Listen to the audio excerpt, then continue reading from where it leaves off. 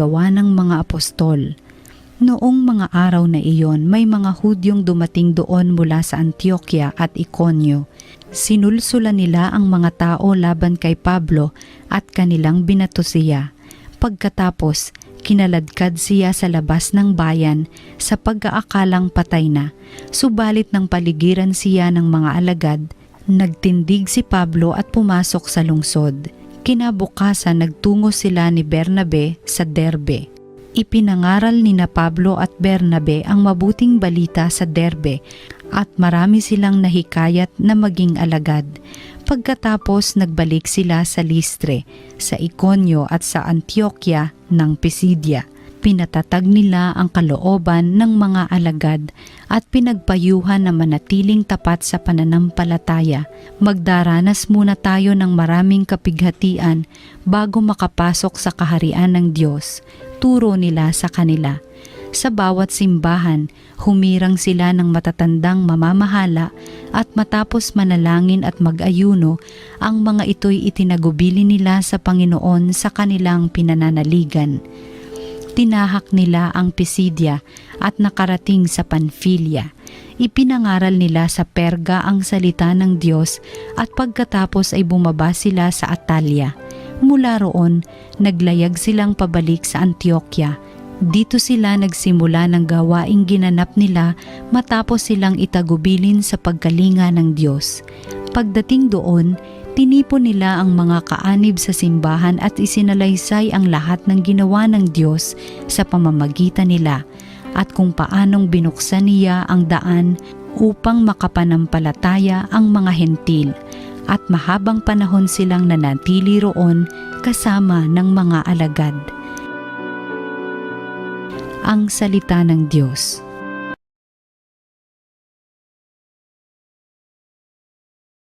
Talastas ng mga tao, dakilang paghahari mo. Magpupuring lahat sa iyo, O Panginoon, ang iyong nilalang. Lahat mong nilikha ay pupurihin ka at pasasalamatan. Babanggitin nilang tunay na dakila ang iyong kaharian at ibabalitang tunay kang dakila't makapangyarihan. Talastas ng mga tao, dakilang paghahari mo. Dakila mong gaway upang matalastas ng lahat ng tao. Mababatid nila ang kadakilaan ng paghahari mo. Ang paghahari mo'y sadyang walang hanggan, hindi magbabago. Talastas ng mga tao, dakilang paghahari mo. Aking pupurihin ang Diyos na Panginoon, di ko tutugutan. Sa ngalan niyang banal, lahat ay magpuri magpakailanman. Talastas ng mga tao, dakilang paghahari mo. Ang mabuting balita ng Panginoon ayon kay San Juan. Noong panahong iyon, sinabi ni Jesus sa kanyang mga alagad, "Kapayapaan ang iniiwan ko sa inyo. Ang aking kapayapaan ang ibinibigay ko sa inyo. Hindi ito katulad ng ibinibigay ng sanlibutan. Huwag kayong mabalisa, huwag kayong matakot. Sinabi ko na sa inyo, ako'y aalis, ngunit babalik ako. Kung iniibig ninyo ako, ikagagalak ninyo ang pagpunta ko sa Ama, sapagkat dakila ang Ama kaysa akin. Sinasabi ko na ito sa inyo bago pa mangyari, upang kung mangyari na, kayo'y manalig sa akin. Hindi na ako pakahahaba ng pagsasalita sa inyo, sapagkat dumarating na ang pinuno ng sanlibutang ito.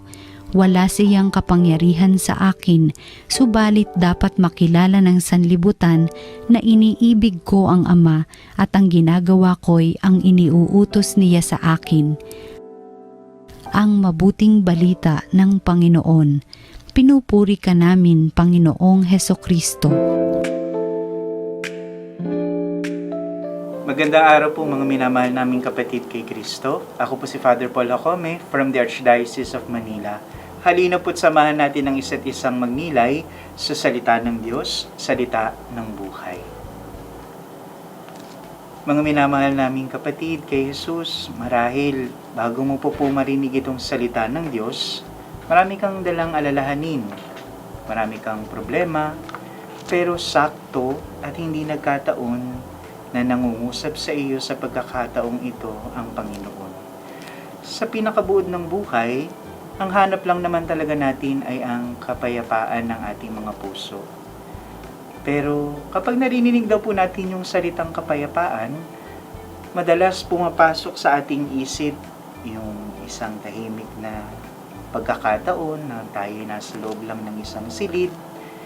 O kaya pwede nyong maisip yung isang linggong mahabang bakasyon. O pwede na rin yung isang simpleng araw na walang gulo, walang problema, walang hectic na schedule. Iniisip natin na ang kapayapaan ay mistulan lamang kawalan ng problema. Ngunit matingkad sa mga pagbasa ngayon ang paanyaya sa atin ng isang malalim na pangunawa sa isang kapayapaang nananatili at nagtatagumpay kahit sa gitna mismo ng maraming bagyo. At dito pumapasok ang punto natin, no? Si Kristo, ang iniaalok sa atin ay hindi lamang ang isang huwad na kapayapaan. Ngunit taliwas sa kapayapaang alok ng mundo, maganda at ganap ang kanyang ibinibigay. Sa ating mabuting balita, tiningnan ni Jesus ang kanyang mga alagad, no? Nag-aalala sila.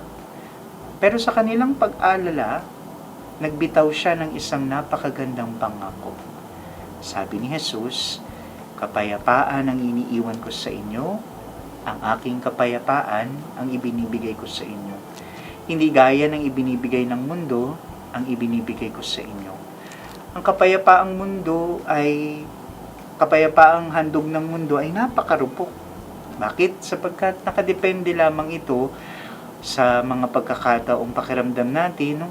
Maayos yung bank account, perpekto yung kalusugan, o sang-ayon yung napakaraming mga tao at mga pagkakataon sa ating buhay. Pero alam rin natin, no? Sa sandaling mabuwal ang isa lamang sa mga ito, no? Para bang mistulang gumuguho rin yung ating kapayapaan. Kaya nga, taliwas sa kapayapaang ito, no, yung kapayapaang iniaalok ni Jesus. Ang kapayapaan ni Kristo ay mistulang isang angkla. Ito ang malalim at nananatiling katiyakang tayo ay parating kinakalingan ng Diyos. Ano man daw po yung ating sitwasyong kinapapalooban. Kaya, gaya ng magandang panalangin madalas inuugnay kay Santa Teresa ng Avila, no? Laging sinasabi sa atin at malamang narinig nyo na rin po ito. Let nothing disturb you, let nothing frighten you. God alone suffices. Solo Dios basta. Ang iniaalok ni Jesus ay kapayapaang hindi nakabase sa isang perpektong buhay, kung hindi sa isang perpektong tagapagligtas. Again, Jesus offers us a peace that is not dependent on a perfect life, but on a perfect Savior. At kaugnay nung magandang pangakong ito sa Ebanghelyo, yung perpekto rin at ganap na ehemplo na ipinakita sa atin ni San Pablo. Sa unang pagbasa, naroon ang kanyang halimbawa na hindi natitinag na kapayapaang nag-uugat mula sa kanyang pagkakakilala kay Jesus. Sa unang pagbasa mula sa Gawa ng mga Apostol, naroon si San Pablo. No?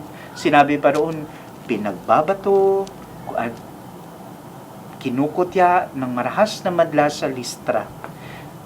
Nandoon pa nga sinabi, kinaladkad siya sa labas ng lungsod at iniwan na halos patay na. At sa paningin ng mundo, no, sa mga nakakakita at sa mga nagmamasid-masid lang, marahil ito ay sandali ng ganap na pagkatalo, no, at mga pagguho ng pangarap. Pero ano nga ba talaga ang tunay na nangyari? Alam ninyo, kapag binasa yung unang pagbasa, no, sinabi roon, matapos namang maranasan yung mga paghihirap na yun, tumayo si Pablo. Pinagpag niya lang yung mga alikabok at bumalik sa kanyang gawain. At patuloy na pinalakas ang loob ng mga alagad habang kanyang sinasabi, no, magdaranas muna tayo ng maraming kapighatian bago tayo makapasok sa kaharian ng Diyos. Ito rin yung paalala sa atin, no, na having faith does not exempt us from many troubles and tribulations. No? All the more, we could acknowledge na ito yung buhay na ating niyayakap. hindi man perpekto, pero kagaya ni San Pablo, hindi rin tayo dapat magpatinag. Hindi siya nawalan ng pag-asa. Taglay niya ang kapayapaan sa pagkakilala niya kay Jesus.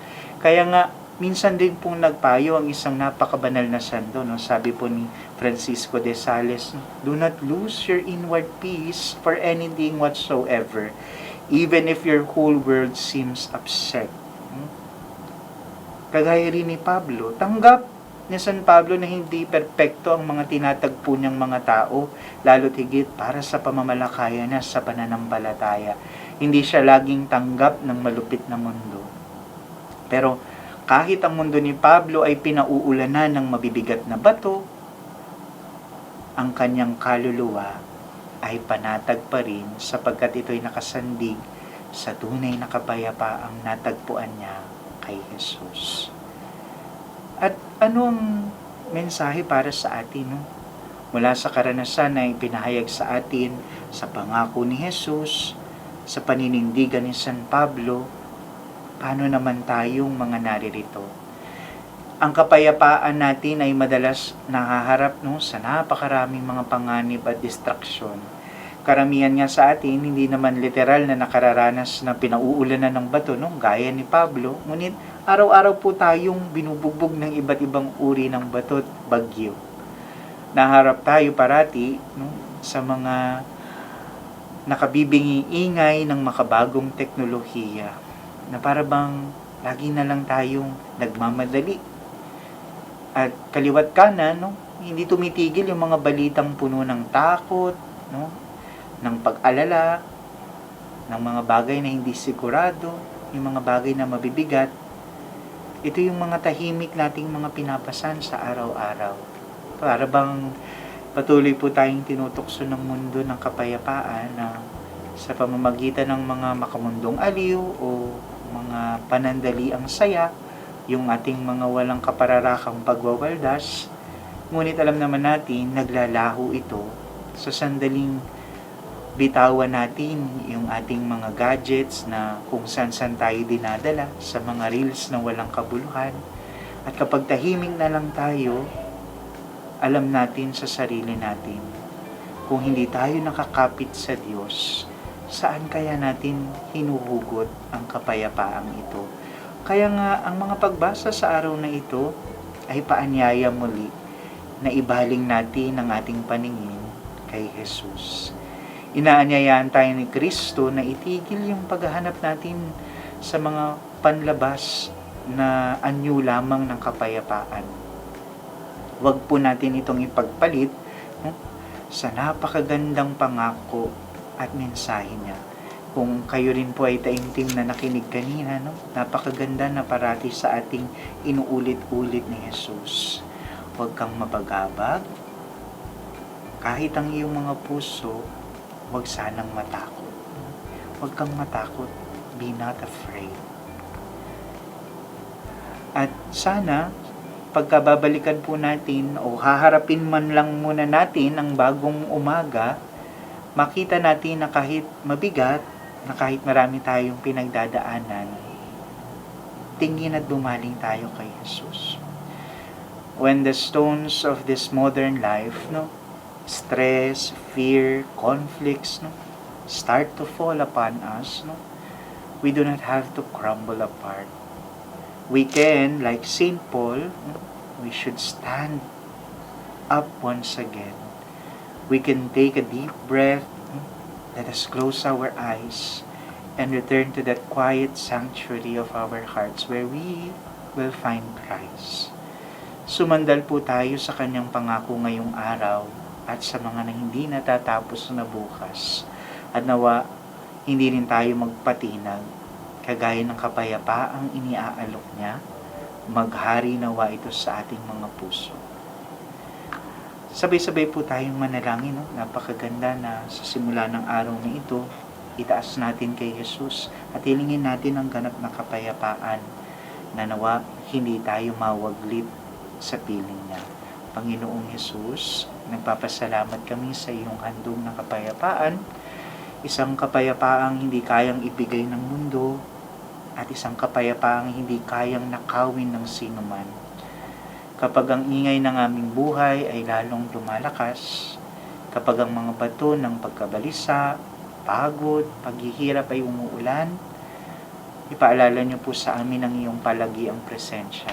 Ipagkaloob niyo po sa amin ang biyaya na muling tumayo, gaya ng ginawa ni Pablo. Nawa ang lahat ng aming ugnayan ay umugat at umusbong ng buong buo mula sa iyong pag-ibig. Panatagin niyo po ang aming mga pusong nababagabag at tulungan kaming dalhin ang iyong tahimik na pananahan sa aming paglabas patungo sa lahat ng aming gampanin para sa mundo ayon sa kalooban mo. Amen.